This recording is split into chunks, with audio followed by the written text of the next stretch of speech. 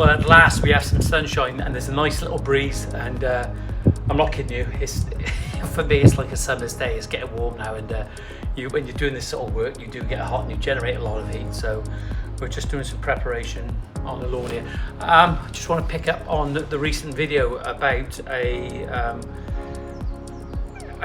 was a lot of reaction to it. I mean, it was about the customer value and breaking quotes down, and I come up with something about, you don't have to get to break down the price of a pasty, and we had some really good responses even from the consumer. The consumer looked at it, some of them did, and they said that we shouldn't value ourselves so high, the prices that we were actually charging, and somebody said that all contractors want to drive around in a big car.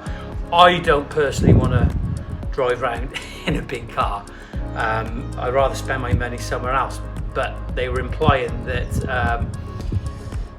it's about supply and demand, and that's what the market allows contractors to actually charge in some cases. And I think there's a law about something that isn't proportionate, when things become ridiculous, and I understand that. But by breaking a quote down, I think it's a difficult thing to do.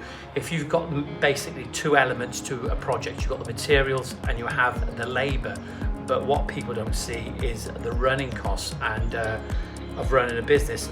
For me personally, and I'm going to say it, is I don't like telling everybody my business, but I have a vehicle that I have a monthly payment on it, and we have to consider that monthly payment.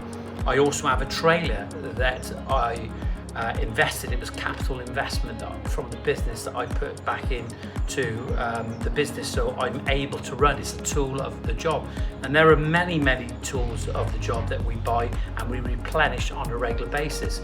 If you consider public liability insurance and you consider van insurance, your staff doesn't necessarily come cheap anymore, and when you're running several guys, and you've got to remember is that what you're having out there, you're having companies that will have a different structure to other companies, and they'll have different overheads. Somebody may have 3 guys work for them, but they're pricing for the same job, so their prices are going to be higher.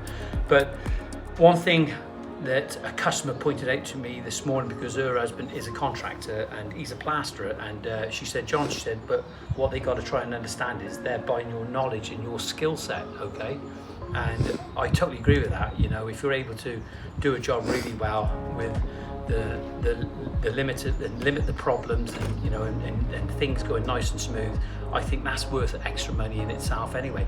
And of course, one thing she actually put out to me, she made me think about, is the impact that it has on our bodies. Okay, the impact it has on our bodies.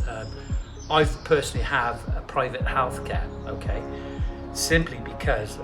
And I'm not sure how that's going to work now, especially the climate that we're in at the moment. But certainly, I'd like to think that if I needed something done that was done by the same surgeons that is in the National Health Service, I don't want to get into all that sort of thing, but I'd like to think that I would get in a little bit quicker to enable me to get back to work.